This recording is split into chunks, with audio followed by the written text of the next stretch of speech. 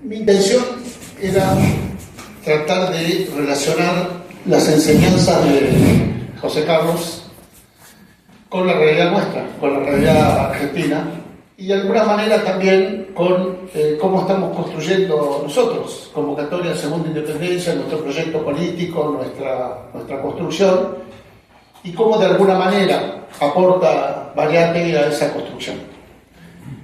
Estamos en la Argentina y por lo tanto me pareció lo más apropiado, lo más importante es ver hasta dónde la profundidad del pensamiento de José Carlos nos aporta, y la verdad es que nos aporta mucho. Hay una cuestión que por ahí no siempre se aborda en el pensamiento de Mariátegui, pero que se intuye, digamos, que casi cae como una fruta madura, que prácticamente que podemos tener por ahí distintas lecturas, pero que por lo menos en el caso de nosotros, Convocatoria a Segunda Independencia, lo tomamos como uno de los aspectos centrales de nuestro proyecto. Y tiene que ver con el poder real, el poder concreto, ¿no? El poder que para nosotros es sacar del control del Estado a la burguesía y poner a los nuestros. Es bastante simple, no es poder popular, ni poder paralelo, ni contrapoder, poder real. El poder que, como dijo acá el compañero, se ha llevado adelante en Rusia, en China, en Vietnam, en Corea, en Cuba, es decir, el poder concreto, ¿no?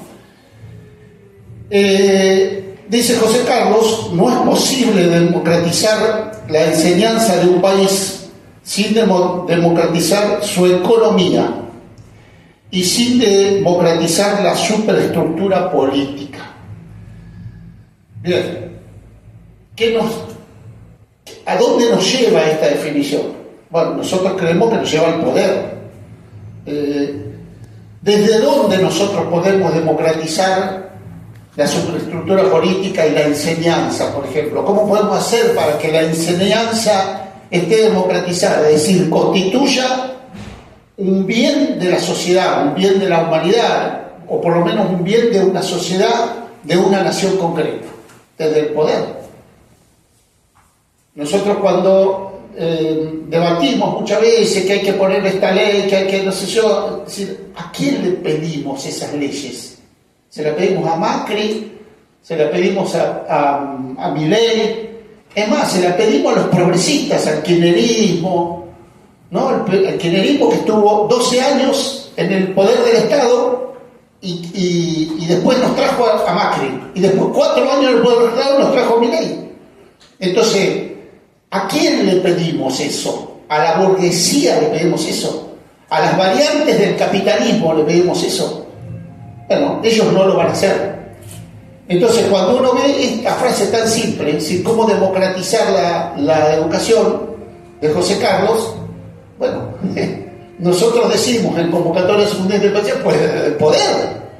Es decir, ¿cómo podemos hacer para que el último niño de esta Argentina, sea argentino, boliviano, peruano, paraguayo, pueda tener la misma posibilidad un niño nacido en Jujuy que un niño nacido en Tierra del Fuego? Y porque el poder puede constituir eso, ¿no es cierto? Fíjense ustedes, nosotros en la Argentina, en esa constitución trucha, capitalista, menemista de 1994, donde se descentraliza todo, se descentraliza la educación, la salud, etcétera, entonces no tenemos más escuelas nacionales, no hay una sola escuela nacional, es un Ministerio de Educación sin una escuela. ¿Cómo logramos eso? Bueno, desde el poder. Entonces, lo que se infiere de las enseñanzas de José Carlos tiene que ver, en este caso específico, con el poder. La cuestión del indigenismo que surge en los 7 ensayos, ¿no? ¿Cómo lo tomamos nosotros? Es decir, ¿cómo leemos a Mariátegui nosotros?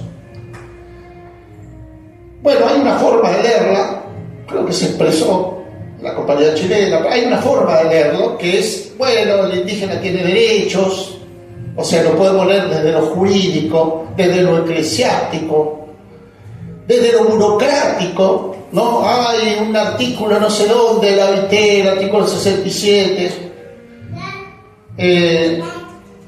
Pero José Carlos lo dice claramente, la lectura de esto es desde lo económico.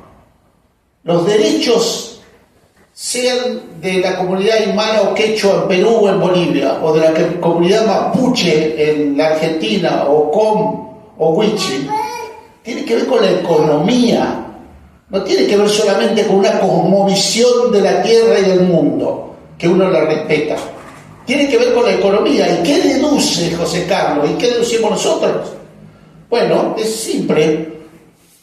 Había seres humanos en nuestra América antes de la llegada del colonialismo. El colonialismo vino, se los cepilló a todos, produjo una guerra, un genocidio, produjo una guerra de exterminio y por lo tanto se hizo de sus riquezas. Y entonces, si eso ocurrió, ¿cómo leemos nosotros el problema indígena?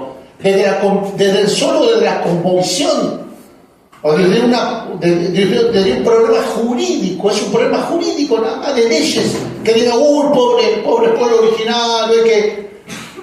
Bueno, nosotros decimos, siguiendo a José Carlos, es la economía, es esas tierras que tenían dueños y que son apropiadas y que tienen que volver a sus dueños.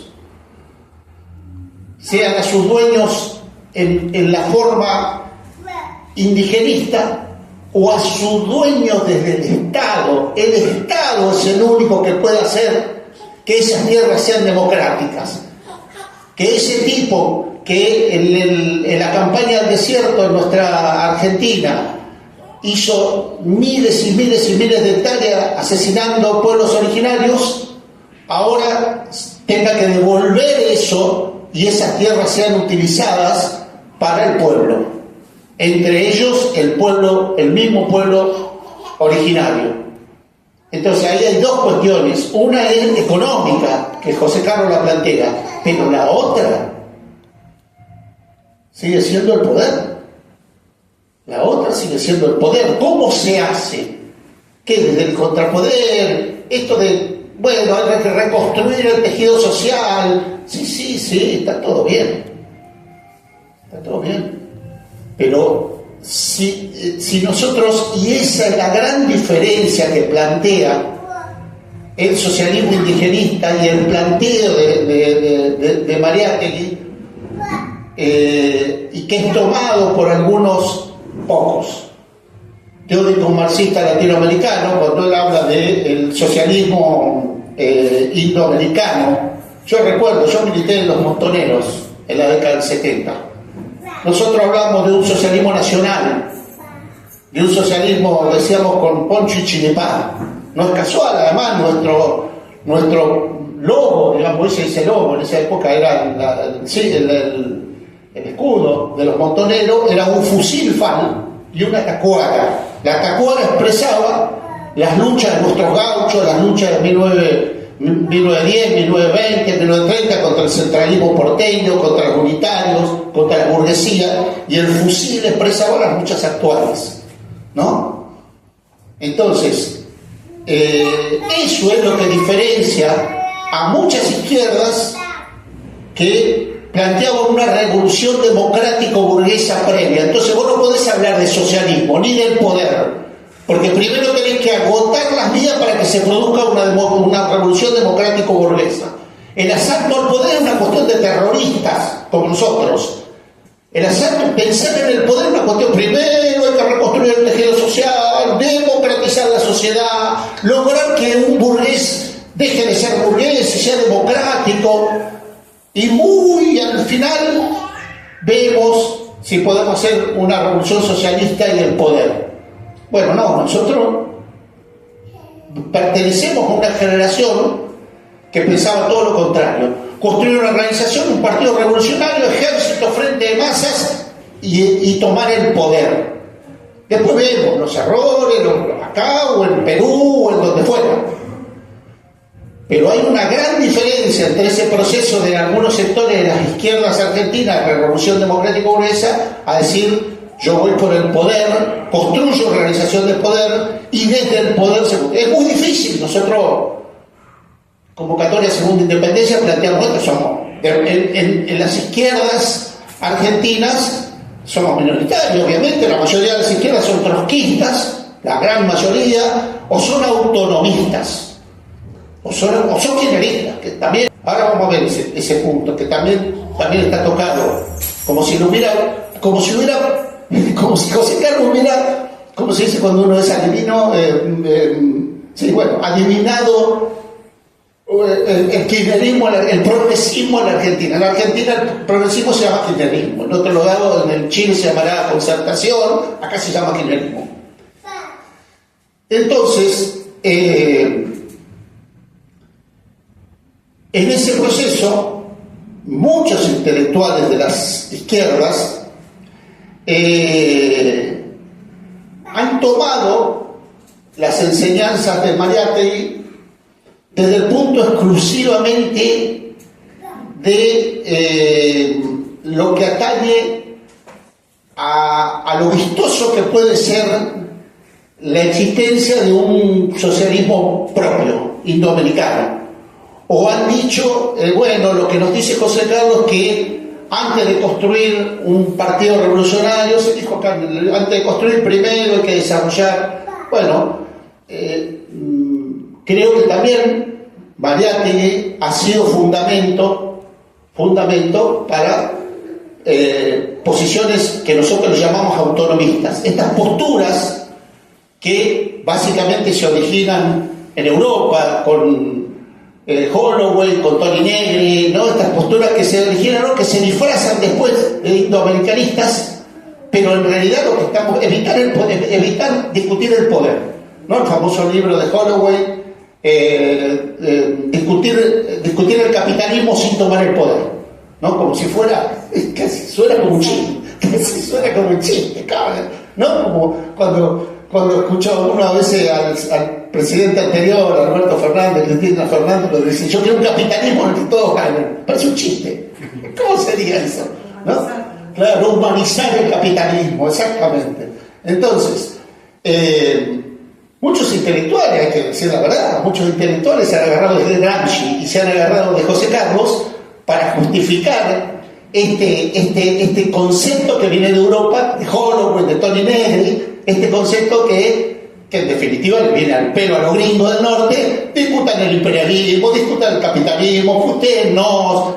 Pero el poder, muchachos, el poder sigue siendo, es decir, el poder es de la burguesía radical, peronista, de todo el poder. Ahora vamos a ver ese punto también. Pero entonces, ¿cómo tomamos nosotros la enseñanza Pero hay una diferencia, porque Mariátegui lo pone a Lenin como el número uno en el proceso revolucionario del mundo.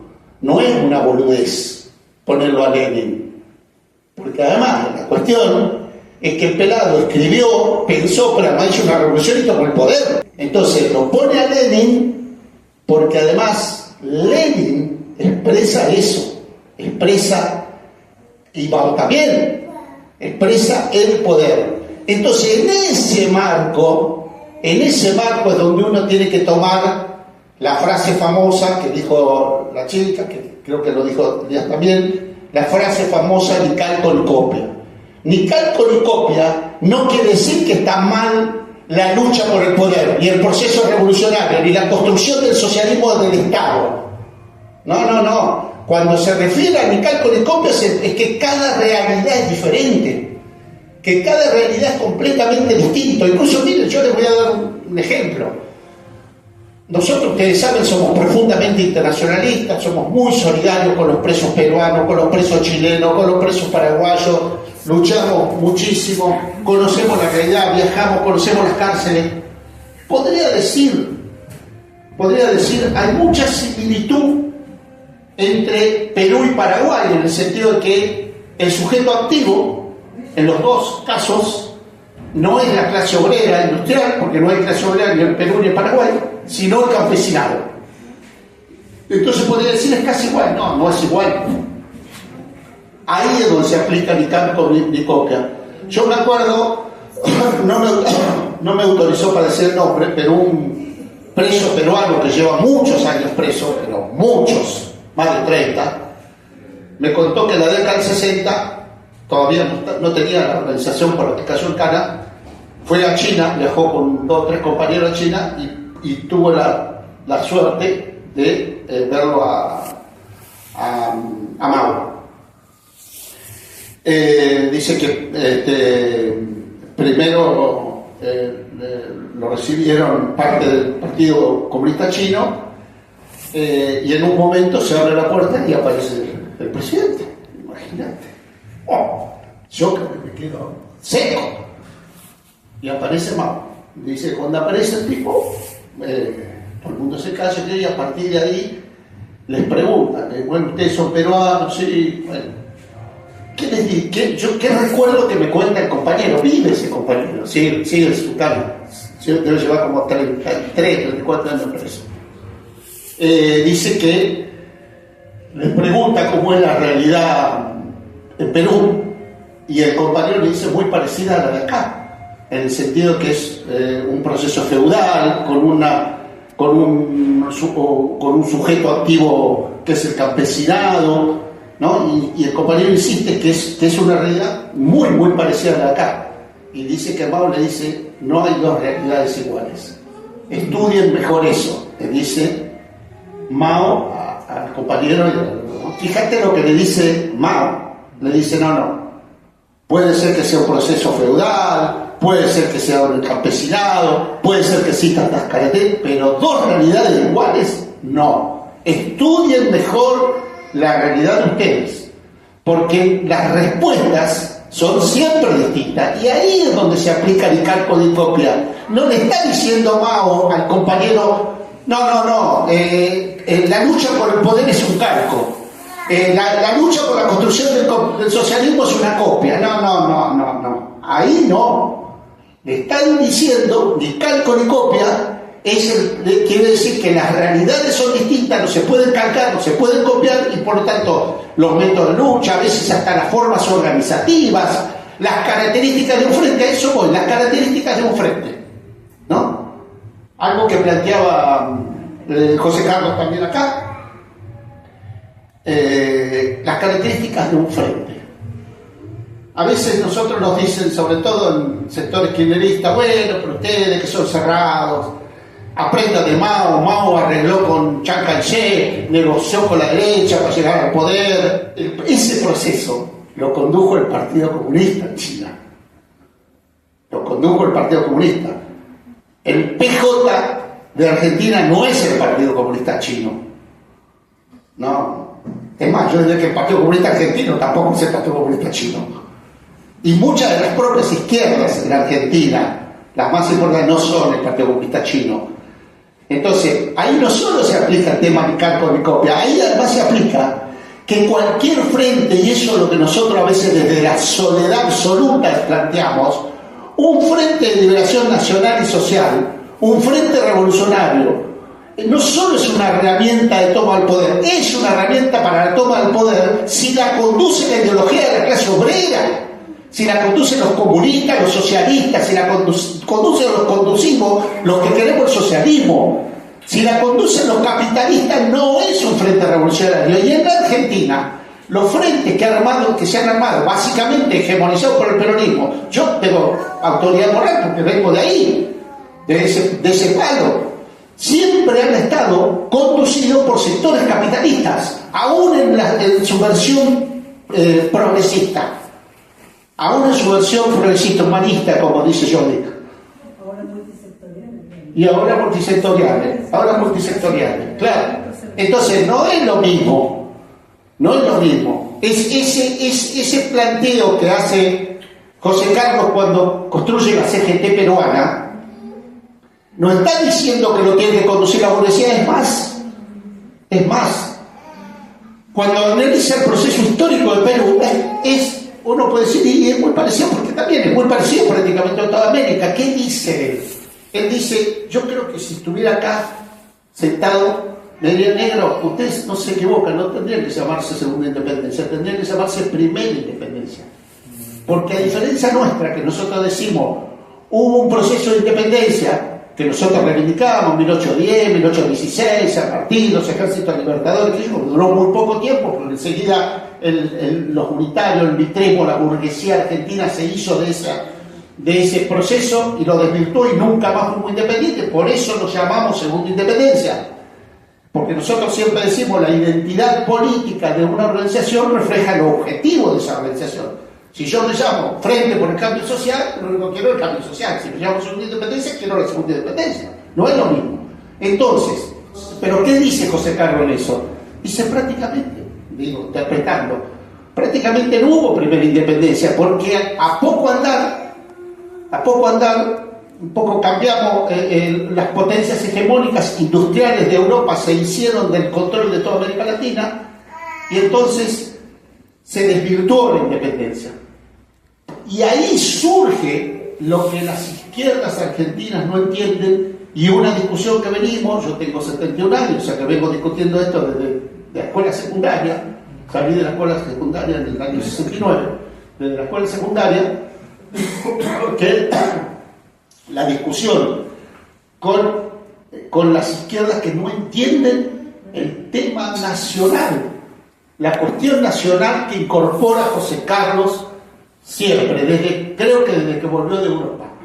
Es más, ya estando en Europa incorpora la cuestión nacional, que es lo que ve también en Rusia, ¿no? Es decir, la cuestión nacional, sobre todo para nuestra América, es esencial, porque la cuestión nacional nos lleva directamente al indigenismo, nos lleva a aspectos que nosotros, miren, solemos, nuestros compañeros de formación, nosotros hacemos a veces un ejercicio intelectual, ¿no?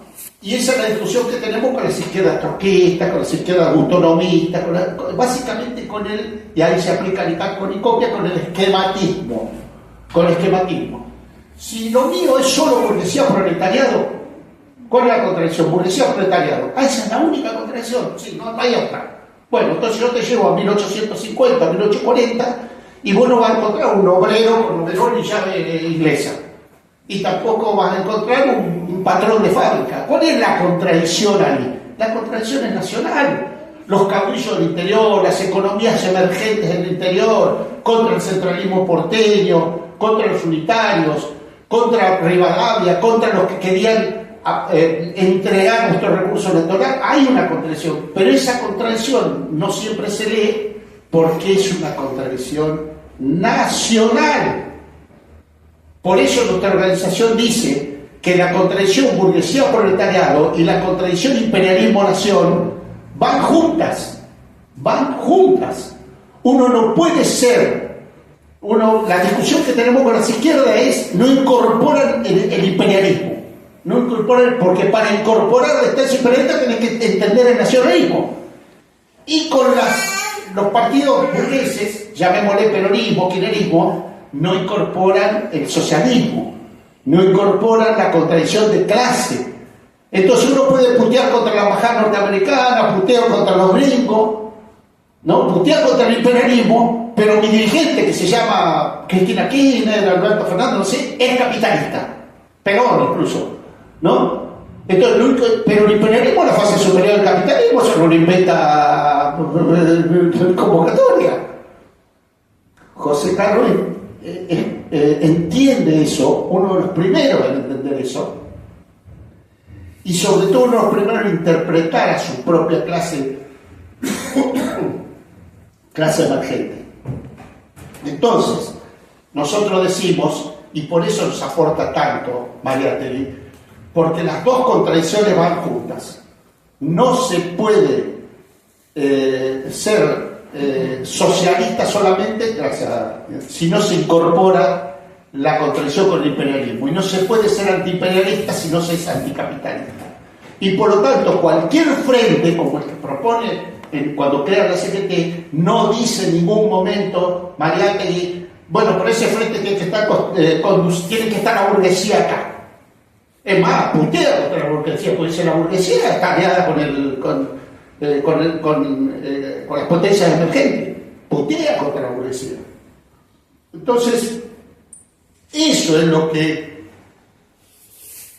nos lleva también a entender cuando yo soy de esa generación que mencionaba la compañera chilena, la generación de las izquierdas que aparecemos en los 60, 70, que ya no tenemos ese anclaje. Yo estaba en la Unión Soviética muchos años, como dijo Elías, todo bien, pero sigue en el mundo pluripolar, vamos a estar siempre de ese lado.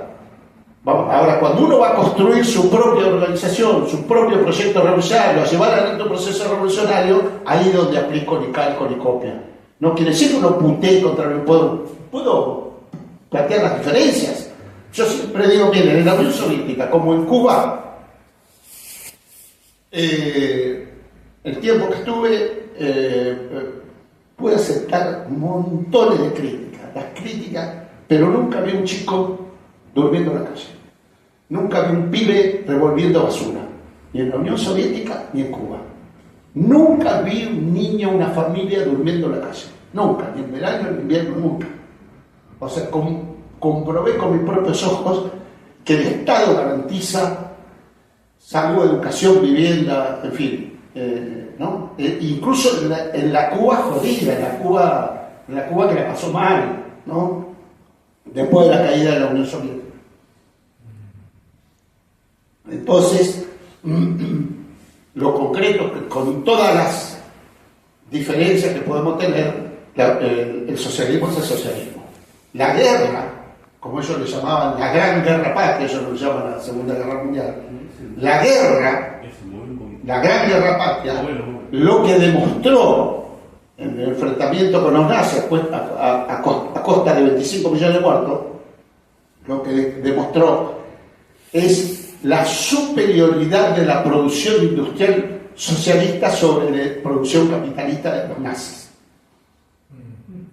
La producción socialista con la ideología fue superior desde tanques hasta botas para los soldados. Es decir, la producción socialista fue superior, porque además tiene que ver con la supervivencia. El socialismo tiene que ver con la supervivencia de la sociedad, con el progreso de la raza humana, con el hecho de que el ser humano esté siempre mejor y no cada vez peor, como pasa con el capitalismo. Él dice, habla de la sociedad feudal, creo que vos lo planteaste, la chica lo planteó también. Claro, y en América Latina, no solo en Perú, exactamente, en América Latina. Entonces, él dice, y ahí por eso decía, putea contra la burguesía, las burguesías en América Latina no han sido clases productoras, han sido clases dependientes de sus aristocracias, de sus oligarquías y eventualmente, hablando de las categorías actuales, del imperialismo. Por lo tanto, no son clases en las que se pueda confiar. A diferencia de muchos proyectos a las izquierdas, básicamente el Partido Comunista, muchas izquierdas que hablan de ese proceso de revolución democrática burguesa. No son clases en las que se pueda confiar. No son clases en las que se pueda confiar. Entonces, de ahí es donde uno deduce la cuestión del poder.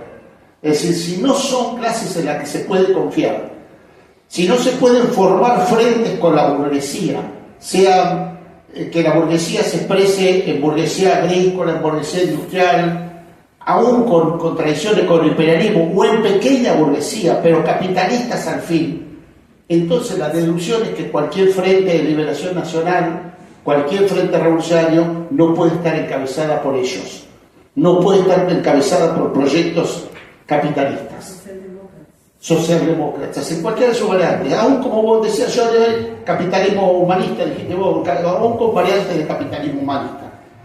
Y eso no solo se deduce de lo que dice Mariátegui, lo aprendimos con sangre. Haber confiado en la burguesía, en los últimos, por lo menos la Argentina, y entiendo que Perú también, pero la Argentina básicamente, en los últimos 40, 50 años nos llevó mucha sangre. Y nos va a llevar mucha sangre si creemos que cuando nosotros vamos al Congreso, como el otro día, o a la Plaza de Mayo, y vamos a luchar contra los que están ahí adentro, que son todos representantes, su gran mayoría, del capitalismo, y vamos a luchar contra los capitalistas conducidos por otros capitalistas. Eso es casi imposible. Por eso, muchas gracias a José Carlos, muchas gracias a sus aportes, y por lo menos nosotros, Convocatoria Segunda Independencia, vamos a seguir por ese camino. Y gracias a ustedes por haber organizado esto.